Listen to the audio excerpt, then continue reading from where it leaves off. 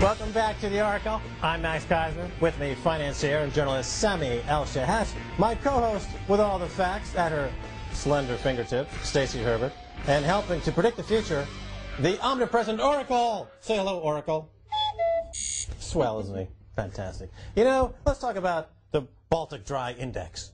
It's dry by name, but not by nature. Believe me, there's been some very interesting things happening with the Baltic Dry Index. Stacey, tell us what's been going on. Well, Max, in this instance, a chart tells 1,000 words. Wow, that looks bad. But should we be worried? To find out, I gave Charles DeTrank, a container shipping analyst based in Hong Kong, a call. What is the Baltic Dry Index? The Baltic Dry Index is really it's a simplistic indicator of industrial activity, especially focused on Asia and China. It's different than it was 20 years ago. But it's still what I would call the tail wagging the dog. It is not an indicator of long-term pricing of transport costs. It's an indicator more towards the shorter, the spot end of the market. And what is the dog in this case, in your example? The global economy, if you would, or the global industrial economy to be more specific, and China's need for raw materials to be more specific. Baltic Dry Index, Sami, any comments? Well, it looks like industrial activity is just grinding to a halt. Pretty much that's what it says, yeah. We're just going back to the Stone Age by the looks of things. Things aren't moving. It looks like we're entering into a post-capitalist stage. I've got the numbers actually on that. Korea's exports fell by 30% in January on last year.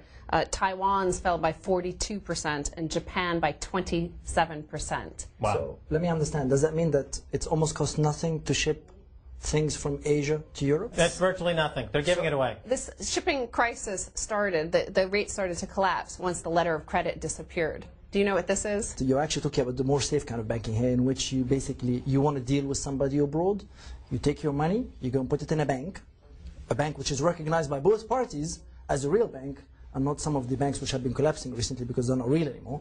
And they give you a little letter, which is, it's almost equivalent to money, which you can then send to your counterparty, and then he can draw money upon that. Right. Letters of credit in the shipping industry are essential. It's the plain vanilla piece of banking that makes that industry go. And that has collapsed. Whereas the mortgage market turned into tutti frutti, 1,001 flavors, and is completely non-essential. And that is what collapsed on the overall global economy, which created a slowdown to the point where the plain vanilla piece of paper, the letter of credit, which is nothing more ordinary than a postage stamp in the world of finance, is collapsed as well. And hence, no containers in Hong Kong. Speaking of tutti frutti, I've got some images from Los Angeles. Wow. Here in Los Angeles are some empty shelves in several of the big major box shops.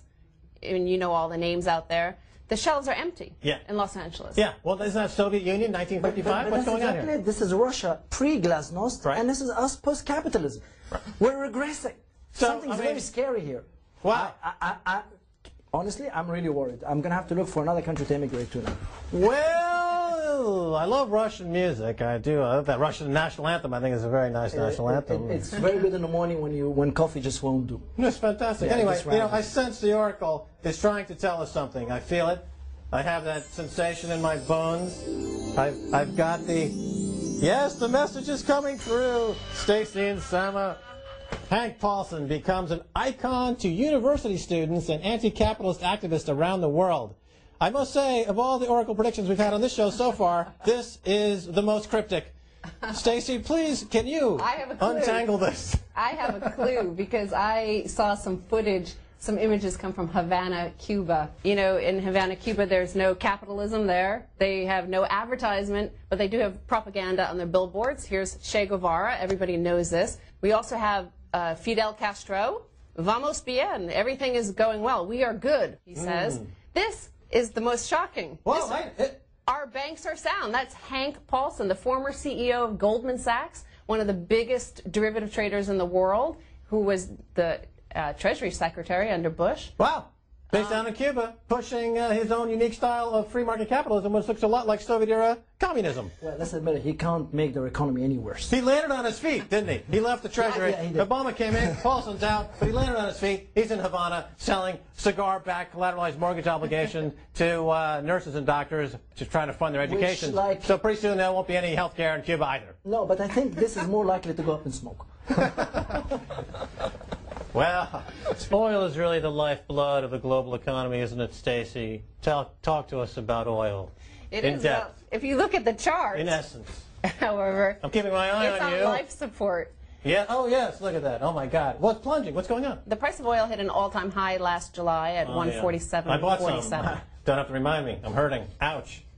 Now it's down in the low 30s as investors are withdrawing from the market, believing that we're basically in a global depression and there will never again be the need for oil. Okay, Sama, talk oil. You talk OPEC. You talk Saudi Arabia.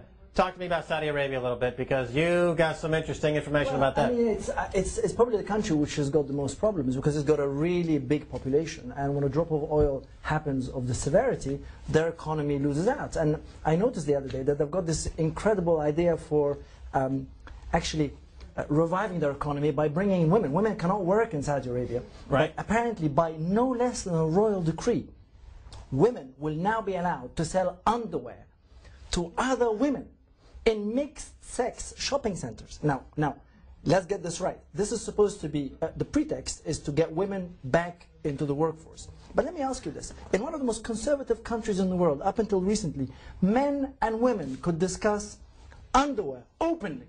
Right. And now that's being taken away to give women a job. Now, is this advancement? No, you make a good point. How many underwear shops can there be in Saudi Arabia, by your estimation? To get their economy up. Stacey, you're one. How many underwear shops can there be in Saudi Arabia? There's never enough. If you've walked through Paris, you see they're on every corner. Yeah. But Saudi oil minister Ali Al-Naimi announced that Saudi Arabia is actually going to cut by more than the OPEC quota in February. But is OPEC really so relevant? I mean, this is apparently the question not, because the price continued to fall. I think we should rename it Organization of Potentially Explosive Countries, because these guys have got serious problems coming their way. They've got their economies all based on huge projections of what the oil price is. Yeah. They're heading towards recessions. Well, by explosive, you mean like population explosion? By mean unstable countries. Right. I mean, listen, difficult times go for difficult measures. Should we be leaving oil in the hands of OPEC? Speaking of explosive, yeah. Where there's explosions, there's usually a banker in this in the last year or so, and bankers have found an interesting thing in the oil market. There's a thing called contango. Now I know you're a banker, a former banker. Can you explain to the audience what contango is? Basically, it means that you put ships. You fill tankers with oil, and you use them as floating storage capacities because you've already gotten into a trade knowing that the futures of oil is already very high. So it's what is known as carry, which is the price of storing oil. They're hoping, in a way, that while this oil is floating around, the price will go up. My advice to them is it's probably far better business to use these floating oil tankers as cruise ships. Okay, right. And therefore, this way, actually making real money. Dual purpose. For example. So in the hull, oil. On top, tennis courts and swimming pools. You don't have to go far for your suntan oil. Good point. So all these bankers are hiring these super tankers. Now, clearly, they got the idea from the Somali pirates. Because remember, the first time I've heard of the word super tanker was last year when Somali pirates hijacked the Sirius Star. You see the image, actually. Yeah. They were paid a $3 million ransom, as you see on the, if we zoom in there. Is that a banker or? No, that's a no, I think that's what's known as a cash payment. Oh, it is. Yeah, it's a big sack of cash. Yeah, but this is very nice because in a way I'm very happy that piracy is back. It's so romantic for a start, and our industry, our economies have become so advanced that white-collar crime is the only kind of crime we know. And we can't really arrest people like Malov, but with pirates, you can blow them out of the water and get instant gratification rather than having to spend money suing them. Anyway, that's it for this episode of The Oracle.